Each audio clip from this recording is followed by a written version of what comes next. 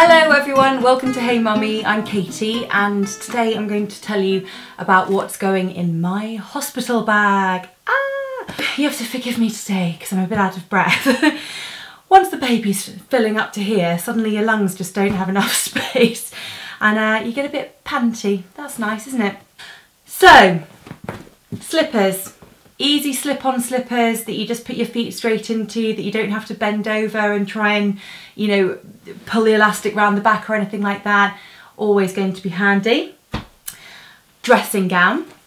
This is all stuff that you're going to need if you are staying in hospital, of course. You might get sent home, but you just never know, so always good to have it. Lightweight dressing gown. Hospitals get really hot and stuffy, so it's good to have that around. Your change of clothes. So you're going to want some kind of pyjamas to sleep in. I've got sort of lightweight trucky bottoms and vest top and things like that in dark colours, probably vest. Don't really need to explain why. I hope anyway. I've actually got my nightie in here as well. For something to wear during labour. I actually wore this when I gave birth to Tilda. In fact, I think I was still wearing it by the end. I think some people just end up completely stripping off.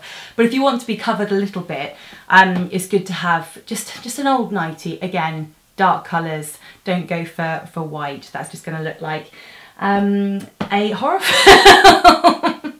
Get yourself down to, you know, Boots or Superdrug and just hit up their miniatures section. I've gone and got myself, what have I got? Body wash, little body wash, a little shampoo and a conditioner. You might, again, not need these things. Best to have them though. A little toothpaste, a toothbrush, and then I've got a couple of slightly indulgent things like some hand cream. I don't think that's being too overly indulgent, but it's just kind of nice to have. You might want it, you know, afterwards, just because you'll have got dried out and things like that. I've also got face wipes. I always have face wipes. I'm a lazy person when it comes to my beauty routine, and a face wipe is just handy, isn't it? It's going to freshen you up and make you feel nice. Socks. I've got those ones, I've got little rubber bottoms. Your feet might get cold during labour, and also just for in the hospital generally afterwards, it's just handy to have a good pair of socks with you. Towel. This is my number one thing to say. I forgot my towel first time round, can you believe it? I thought I was so organised and then completely forgot my towel. So I had to use some mealy old threadbare hospital towel for the shower, and I'm not going to lie, the shower was not a luxurious shower. It was all cracked tiles and not particularly glamorous, so to then have to put on this dry, awful, you know, kind of rough towel just was incredibly depressing. So take a nice fluffy towel. Those little creature comforts from home can really make a big difference to your stay. Snacks during labour. If you have a really long labour, you are going to need something to keep you going. These are handy. They're just little brunch bars which are good to go in your suitcase. Things like bananas are great too, but I'm not going to leave a banana in this suitcase in case it's not used for another couple of weeks. My due date's in 2 weeks' time, which means technically I could go another 2 weeks after that over. So a banana after 4 weeks, not so good. So if you remember before you leave, you know, you can always grab a bunch of bananas.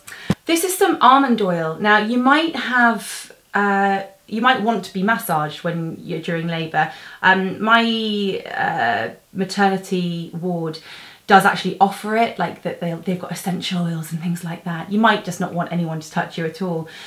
But it's quite a nice thing to have. I just happen to have some anyway, so I've popped it in. I've also been using it on my lips because they've been getting really dry, and it's been incredible. This is sweet almond oil. My lips were all split, and I just tried this overnight. Next morning, it had gone. They were all back to normal again. So that's also going to come in handy during labour to put on your lips, or lip balm, anything like that, because again, your lips will dry out, so you might want that. A flannel for during labour. You might want a cooling spray or something like that. Again, I put one in my labour bag last time and it didn't get used, but I think a flannel did. I think Fred just wet that for me, and you know, I had cool flannel. That was just nice. Arnica. you're gonna bruise. If it's gonna come out of there, there's gonna be a good chance you're gonna be a bit bruisey. So I've got some arnica cooling gel. Again, these are things that you're going to need at home afterwards too. I have also got my godsend. This is lanolin breast cream, nipple cream. Anna told me about this before I had Tilda. She said, don't even touch anything else. Don't try any other cream unless it's lanolin. It doesn't have to be the Lancino one, that's just what I've got, but you really should go for lanolin because it's going to just really save your nipples, I hope. You know what they are. They're pads. These are big, fat, lovely maternity pads. I remember when I was in mother care the first time round, and I was standing by the maternity pads just looking at these giant packs going, ooh. And there was a woman came up next to me and she said, are you all right? I said, I'm just choosing the maternity pads. I don't really know how many I should get. And I was standing with, you know, a big giant pack like this, and she just looked at me and she went, get 2. And I thought, oh God. So again, first time round, sorry to share, maybe overshare, but I bled for a good 2 weeks afterwards. It's one of those things that you might not even know about until you get pregnant, and then someone says, oh, by the way, you do bleed for weeks afterwards. It's just another lovely part of having a baby. Big pants. Get yourself down to Primark or Asda or wherever they're doing cheap packs of cotton pants. Make sure they're cotton because that's going to help you let things breathe down there. And go for big uns. Big pants. These I've gone for a bigger size than I would normally wear. You want them to be nice and high because there is a chance you could end up with a C-section. So you want to make sure that the pants go above the C-section so the elastic's not rubbing on them. Again, dark colours, you're going to bleed, it's all rather yuck, so you're going to want dark pants. I have got breast pads. Again, I use Lancino ones. I've tried lots of different ones before and they were no good for me.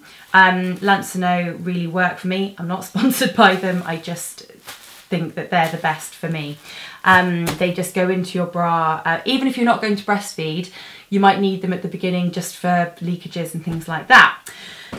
So now onto the nice bit. This is the baby stuff. Now we know we're having a girl, so I have got some sort of pinky things in here.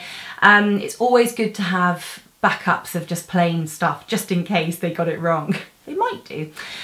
So lots of muslins. I've got the giant swaddly muslins and I've got the smaller muslins. You're just going to need muslins in your life, simple as that. You're just going to need them everywhere. I've got blankets, they call them receiving blankets, just to wrap them up in, which is always nice. I've found some really nice bright ones. I already had a million blankets from Tilda, but I wanted some new stuff for the new baby. I haven't gone crazy, I just bought a few little bits. But this was a pack of 2 from TK Maxx. And they were as cheap as chips and just really nice bright colours. So I've got those for baby. Hats, booties, cutie little booties. They may give you a little knitted hat for the baby anyway. I love that. I've still got the hat that we were given for Tilda. I seem to have a lot of hats in here. I've got lots of baby grows. Oh look, there's the hat. That was Tilda's hat. Look how tiny it is. Isn't that crazy? Yeah, lots of body grows. Jumpsuits, sleep suits. You don't know how big your baby's going to be. You might want to have, you know, a small baby size and then get a newborn size as well. But yeah, lots and lots of changes of clothes, booties, scratch mitts. Babies' nails are kind of sharp, and if they're kind of doing this, then they have a tendency to catch their face and they can cut themselves. Hospital notes, that's something you're going to have to possibly grab at the last minute, but if you've had your last midwife appointment, then you might want to have these ready in the car. I'm keeping everything in the car at the moment. If I have to get my notes, then I can go to the car and grab them. And then I've also got a nappy pack for new baby.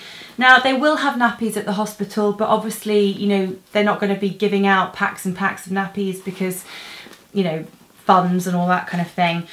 So make sure you've got your newborn packs of nappies. I've just got Pampers. Pampers were always good with Tilda, so you know, we've tried different ones, it worked for us. And that's it. My goodness, that is my hospital bag. Now I just need things to start happening. You just never know with labour. Really, really, what's the word? Unpredictable. So don't expect things to be exactly the way you planned them. It could just go in such a different direction. And yeah, those are all the things that I have in my bag. So add any tips underneath this video. If you've got something that you couldn't have done without in your labour, then just add it in the comments. I'd love to know. And I'd love to know if you use TENS machines or anything like that. I've never used it before. It might be something that you really want to try. So yeah, good luck. And I hope that video might have helped you make some decisions about what's going in your bag.